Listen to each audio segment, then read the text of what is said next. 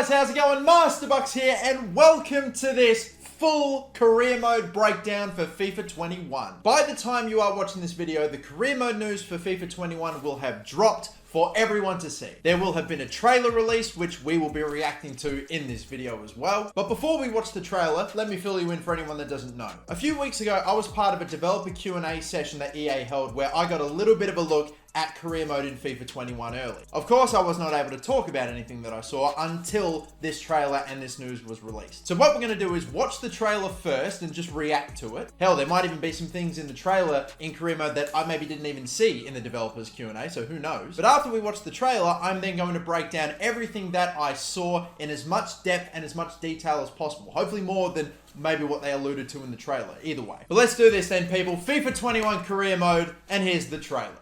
Let's go! Come on, baby! Woo! I got that career mode hype right now. I tell you what, oh my god, 10 seconds wait. Look at this, 60,000 people waiting in a chat to, oh my god, for career mode, man. Alright, I'm gonna let this thing roll for like 20, 30 seconds and try not pause it for the whole 10 minutes, or like every 10 seconds. Here we go! Manage every moment in FIFA 21 career mode with a new interactive match sim, more control over training and developing your squad, and more ways to sign players on the transfer market. Alright, cool. Nice, good start so far. Interactive match sim, we've seen this. A whole new way to play out your career. The brand new interactive match sim gives you full control when simming matches. Jump in and out of the action when you decide to change the course of the game. And it's instantaneous, dude, seriously. Key moments to dominate the moments that matter. Keep an eye on match stats and player performance levels, and make subs or tactical changes on the fly to influence the outcome of the match. Sorry, there's a little bit of buffering. Okay, we pause it here. Yeah, you've got some insane stuff with the match sim, obviously. The fact that you can just jump in and out. I keep saying it's instantaneous, and that's the most impressive thing about it. Literally, it is. I'll talk about it more in my breakdown, but the dots that you see on screen, how they are exactly where the players will be when you jump in, that it takes less than like 3 seconds to get into a game. You see the stamina, you see the match ratings. It's so insane. I'm already seeing Football Manager comments, and trust me, you're going to see a lot more at the end of this. Play development. Okay. A new player growth system puts you in charge of your squad's development. Spotted a gap in your team? Turn marauding fullbacks into wingers and goal-scoring midfielders into false nines with new position training. And new development plans give you control over each player's growth to help you build your squad's attributes to match your style of play.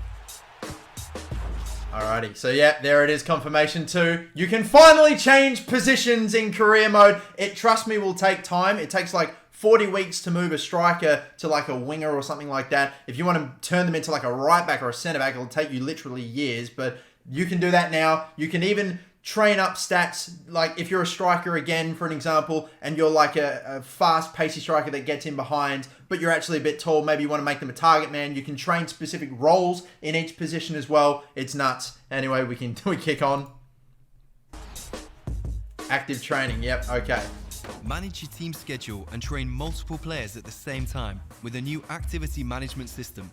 Choose when to rest and when to train throughout the week as you balance your players' morale and fitness with match sharpness. There you go. A new stat that shows you how likely players are to perform at their peak. Then boost it with group training sessions, monitor your players' progression, and find that sweet spot with fitness and morale to keep your team firing on all cylinders.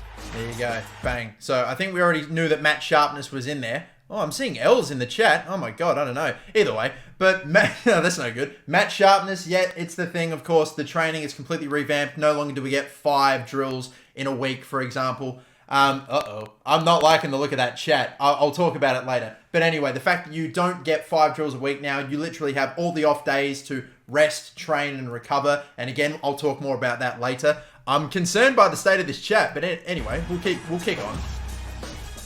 Transfer options as well, yeah. Whether you're all about the Galacticos or the hunt for the brightest young prospects, new options give you more ways to transfer players and a more realistic transfer market. Yep, loan to buys. Yep, we knew that. Sign players on loan to buy. Harvey Elliott, Masters FC legend. Sorry, I'll swap shut up. offers with other managers to bolster your squad each transfer window.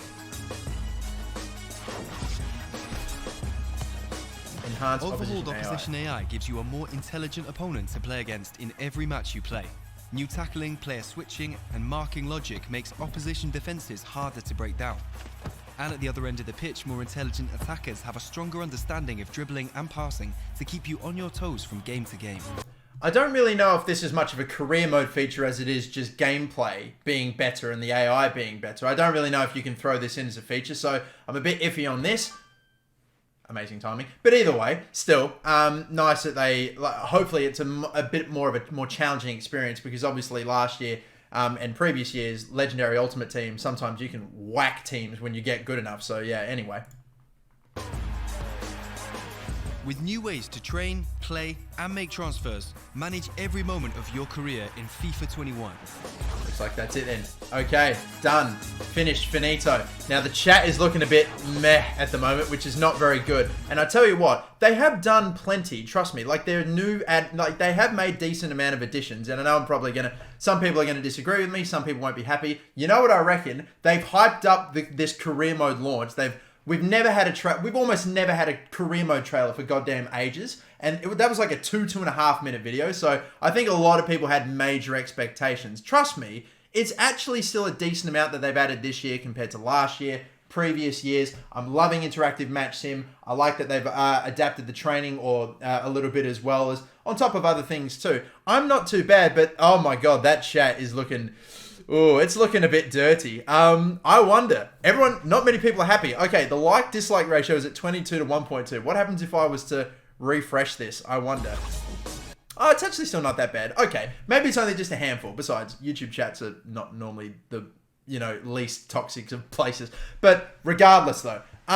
Yeah, I obviously will now move on to another part in the video where I did not see this trailer. I just knew all the facts and everything, but couldn't share it with you. So let me now give you a full in-depth breakdown of everything that you've seen, not just the little snippets. I'm going to talk about everything as super in-depth as I can. But before I go and move on to that, let me know in the comments, are you happy with what you've seen? Are you not happy? Do you think the hype was just a little too high to have met your expectations? Or regardless, let's kick on. So that was the FIFA 21 trailer. I'm saying that even though at the time of recording, I actually haven't seen it. But anyway, I'm now going to break down everything that I saw in the developer Q&A session, everything that they showed me that career mode has to offer, all the new things in career mode. I'm now going to break down in as much depth as I possibly can everything that I saw, the game itself, with my own eyes. Let's start off with one of the big things, which is the interactive match sim, of course, was something that was in previous FIFAs, but they brought it back and they have added a little bit more to it than just that. The fact that, of course, you can now jump in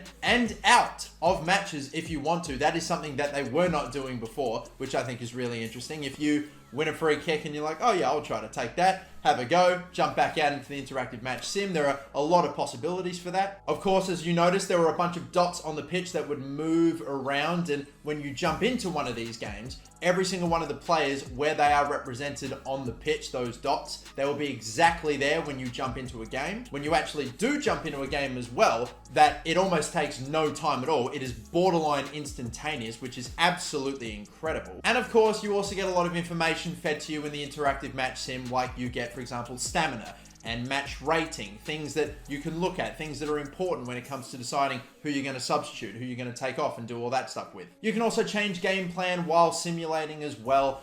You can do just like you would in game, flicking from balance to attacking, defensive, ultra attacking. Plenty of things to do in the interactive match sim, and the fact that you can jump in and out is amazing. There is also a bit of a change up to when you jump into a game in career mode. Instead of being told exactly what the team's going to look like, you are now given a probable lineup instead of an absolute flat out team sheet. You get a suggested lineup of players and a suggested formation that is, I would imagine, 90 to 95% of the time going to be pretty much bang on accurate, but occasionally you might see a lineup of a team like a Liverpool and see, you've got a handful of players in there that might not actually make the starting 11 on the day. And I guess that is also quite realistic, because you never actually know the lineup of your opponents until like an hour and a half before the game anyway. Another huge change is, of course, to player development this year. One of the big ones is that you can now change a player's position. From everything that I saw, they're really making sure that you are playing players in their preferred positions very seriously. If you do want to change a player's position, it is going to take quite a substantial amount of time, even if it's for something quite minor. Say, for example, you're a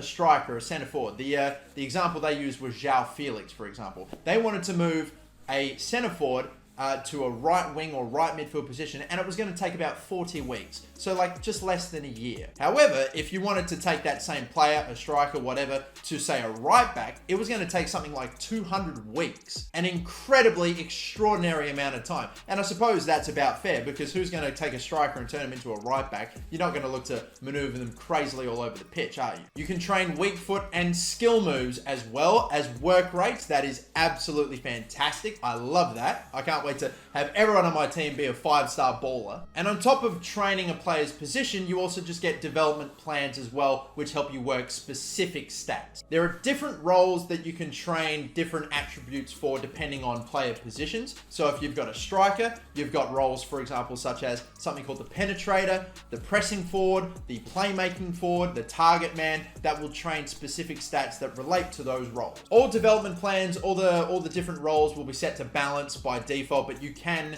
change them later on. The training sessions, of course, are different this year as well. Instead of getting 5 drills that you are allowed once a week, you pretty much get every single day off that isn't a match day to train, rest, and recover. These training days, rest days, and recovery days will auto-populate for you, but you can schedule these days in yourselves. You've also got to be aware of stamina as well, because if you overtrain players on every single off day, then they're just going to be exhausted by the time you jump into a game. Something else that's new as well is that instead of one player doing one drill, you can have multiple players doing the same drill. Some drills will only be allowed, let's say 2 players can only do the drill, but there are some drills that can do 3, 4, or even 5. So I would imagine you're going to want to look for those drills that you can train as many players in as possible. And something else which maybe I didn't quite catch exactly in the presentation was something was said about you have to play, you maybe don't have to play a drill, but if you play a drill and you get an A rating, then almost every time you simulate it, you'll pretty much get an A rating by default. I don't know if that was confirmed, but something about if you play the drill, you get whatever the result is in future times that you simulate it. I don't know. Don't quote me on that one, but that's just something else I heard. Something else which is new is match sharpness. Of course, it is going to work very similarly to morale when it comes to boosting your player's ability. Sharpness and morale will affect the player's ratings and their stats. You can train up match sharpness, not just in training sessions, but also in games as well. And you're also going to see your boost that your players are getting from having good morale and good match sharpness in the team management selection as well. There are also going to be, if we're talking about team management as well, warning signs that will pop up if you're playing a player out of position. It's not actually going to show a reduction in their stats or anything, but it just will pop up and say, hey, you're playing this player out of position, so all the boosts that they're getting, all the stats that they have are kind of being negated by playing this player in this position. But they are some of the bigger changes, of course. You can also start this year with a financial takeover if you want. It's not something that you have to buy off of the catalog anymore. You can set transfer negotiation strictness as well to be tougher or potentially even easier. I think there's strict, normal, and maybe just easy potentially. But I'm very, very happy about this because I really do want way more challenging transfer negotiations, not just loans and transfers that break down on me, but to not be able to be a League One club going for the top players in the world on pre-contract. So that's beautiful. If you set it too strict with the negotiation settings, then I think there are things like you can't sell players to rivals.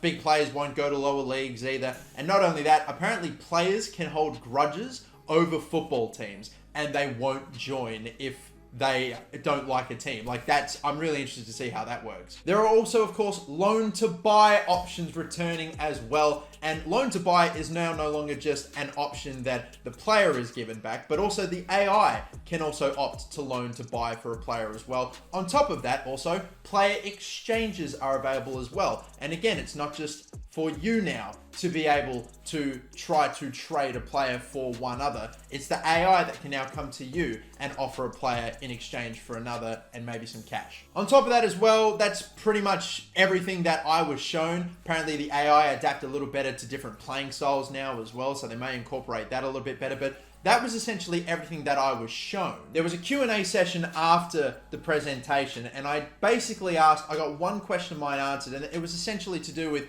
realistic transfers, as in making sure that players weren't being sold or loaned away to different countries. The example I used was English players playing for English clubs going on loan to, say, Saudi Arabia, or all these other weird countries that they probably wouldn't normally go to. I was told that regions are now actually going to come pretty heavily into consideration when it comes to loans and transfers. The specifics of it maybe a little over my head. He was talking about something about a point-based system that makes sure all transfers make sense and that they work and whatnot, but there was that. And also when I got told about transfer fees and contracts and things like that, making sure that, you know, if a player that has $300,000 a week is no longer okay with getting paid about $150,000 a week and a couple of bonuses, that it was more realistic there and that the transfer fees were more realistic. I was hit with a very interesting response. I got told that they were monitoring the transfer window because of COVID-19 and everything to see how transfer fees are actually going to change. So I think that is something that's subject to change, and we'll just have to wait and see what it looks like closer to the game's release. But that is all I have, ladies and gentlemen, on FIFA 21 career mode. I am so excited. The game is not that far away now, a little over a month to go. And this career mode, obviously a lot of features look very heavily borrowed from, say, games like Football Manager and whatnot. But I personally do not think, for one, that's a bad thing. It looks like a much more complex and a much more attentive experience now, which I'm all on board for. I've been saying for the longest time, I want career mode to literally overwhelm me. I want to be like, what the hell do I do? There's so much stuff. I want to be overwhelmed with things to do, and this is a great step in that direction. I'm personally quite happy. I'm pretty damn happy with everything that they're coming out with. So I just want to know what you guys think, though. Are you happy with how career mode's looking in FIFA 21? Because I sure am. And yeah, I guess we'll just have to wait until the game comes out. Thank you everyone for watching. Don't forget to like and subscribe for plenty more FIFA 21 content. I'm actually going to be announcing very soon my FIFA 21 career mode team. So until then, have a good one. Catch you later. My name's Master Bucks. Bye-bye.